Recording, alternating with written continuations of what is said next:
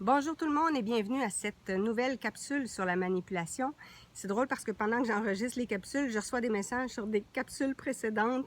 Merci beaucoup pour les gens qui prennent le temps de m'écrire et de m'envoyer plein de beaux commentaires. C'est toujours très apprécié de voir que les livres portent fruit, les livres rejoignent les gens et que les capsules viennent appuyer ces livres-là. C'est toujours agréable. Aujourd'hui, je vous propose de vous entretenir sur des stratégies que les manipulateurs utilisent pour vous faire embarquer dans leur histoire. Il y a 4 stratégies en particulier dont je voudrais vous parler. Il y a le fait d'aller à la pêche, il y a le fait de ne pas se faire oublier, il y a le fait de omettre certaines informations pour vous laisser imaginer et il y a le fait de semer le doute. Donc, la première stratégie, aller à la pêche.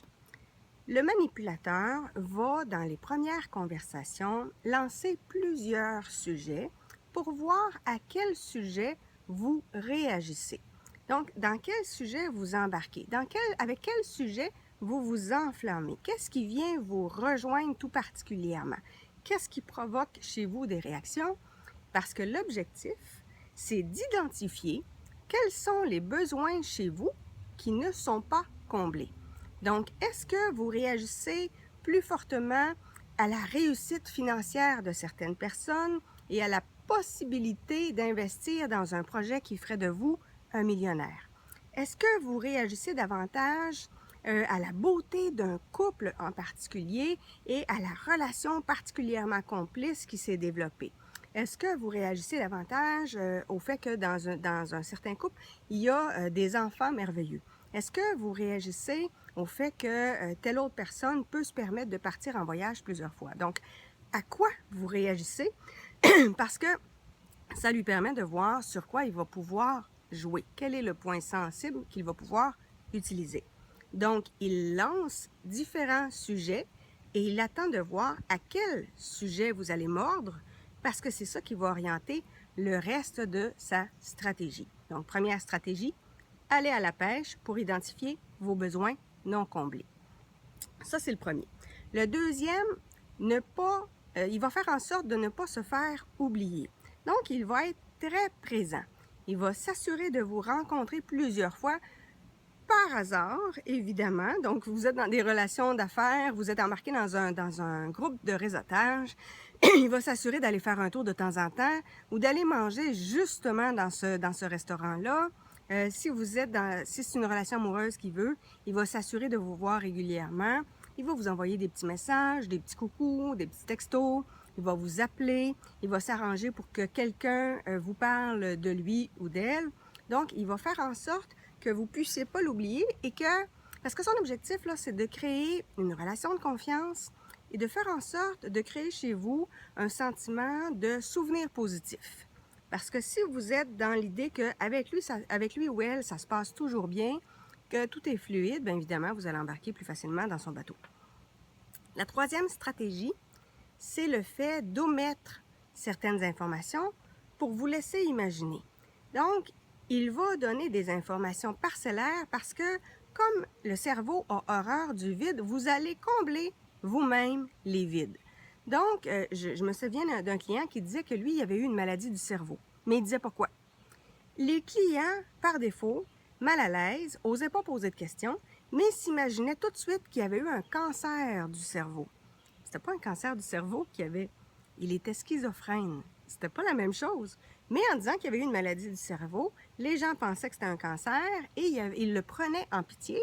Donc, si lui ne payait pas ses comptes dans les délais, bien, les gens se disaient, bien, c'est peut-être le cancer, il faut lui donner une chance. C'était pas ça du tout.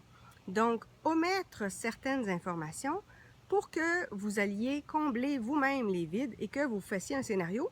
Puis en faisant ça, bien évidemment, lui, il peut moduler son discours au gré du vent en fonction de ce que vous allez vous-même suggérer comme suite de phrases. Donc, il vous en dit un bout, vous-même, vous complétez sa phrase avec l'impression que vous le comprenez tellement. Dans le fond, vous êtes embarqué dans le bateau. Vous complétez sa phrase et en fonction de ce que vous allez rajouter, bien là, lui, il sait comment s'ajuster. Donc, omettre l'information pour vous laisser imaginer, créer la suite. La quatrième stratégie, c'est le fait de semer le doute. C'est drôle, je ne l'ai pas aimé cette stratégie-là, je suis allée me gratter dans le dos en même temps. La stratégie du doute, c'est qu'il va utiliser des informations réelles. Par exemple, vous rentrez dans une salle et dans le fond de la salle, il y a 3 personnes que vous connaissez qui sont en train de discuter. Le manipulateur va vous dire, ils sont en train de discuter de toi, tu vas voir, quand on va s'approcher, ils vont arrêter de parler. Ils parlent dans ton dos. Évidemment, la minute que vous vous approchez des 3 autres, les 3 autres, par politesse, vont arrêter de parler. Mais comme il va utiliser plein de petites affaires comme ça qui sont vraies, vous allez vous mettre à vous questionner. Et la prochaine fois, quand vous allez voir les mêmes gens qui discutent dans un coin puis qui arrêtent quand vous vous approchez, vous allez vous demander s'ils parlent dans votre dos. Et le manipulateur va comme ça semer des petites graines pour que tranquillement, les réflexions qu'il vous a faites, vous allez vous les faire vous-même. Il va vous dire par exemple, « Ah, c'est bizarre, hein, t'as tel symptôme, tel symptôme, tel symptôme, ça pourrait peut-être être telle maladie, tu devrais faire attention. » Et vous allez vous mettre vous-même à douter. Et là, à partir du moment où on se met à douter, on se met à remarquer. Donc, si vous dites « Ah, c'est bizarre, hein, tu as les yeux cernés, tu as la peau pas mal blanche, je trouve que tu n'as pas bonne mine. » Mais à partir de ce moment-là, vous risquez de vous regarder dans le miroir et de vous dire « Mon Dieu, c'est vrai que j'ai de l'air fatigué, hein? » Et à partir de ce moment-là, vous allez vous sentir fatigué aussi. Parce qu'il y a comme une espèce d'effet placebo qui embarque, dans le sens que vous embarquez dans ce qu'il est en train de vous dire. C'est le même principe que l'effet golem, c'est-à-dire que vous reproduisez ce que les autres pensent de vous, même si c'est pas vrai. Donc, il faut faire très attention parce que l'objectif, comme je vous dis, c'est de semer le doute et il ne va pas le faire une fois. Parce qu'une fois, il y a des bonnes chances que ça ne fonctionne pas. Mais c'est sur la répétition. L'objectif, c'est de vous avoir à l'usure. C'est le principe de la grenouille dans l'eau chaude. Il y a une expérience qui avait été faite. On a pris 2 chaudrons. Dans un chaudron, on a mis une grenouille, on a parti le rond et l'eau s'est mise à se réchauffer tranquillement. Ce qui fait que la grenouille ne s'est pas rendue compte que l'eau se réchauffait parce que ça se faisait tellement graduellement que son corps s'acclimatait à l'eau chaude, si bien qu'elle est morte ébouillantée sans même s'en rendre compte. Dans l'autre chaudron, on a mis de l'eau, on a allumé le rond, on a attendu que ça bouille. Quand ça s'est mis à bouillir, on a pris la grenouille puis on l'a mis dedans.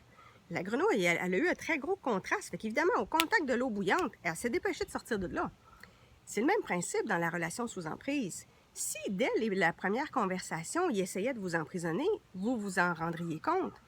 Alors, il y va graduellement en utilisant ce qui fonctionne bien avec vous. Parce que l'emprisonneur, c'est pas la première fois qu'il manipule, là. Son jeu est rodé. Il sait très bien comment s'y prendre. Vous n'êtes pas sa première victime, là. Fait qu'il en a vu d'autres, puis il est très adaptatif. Il arrive à changer sa stratégie en fonction de la personnalité des gens.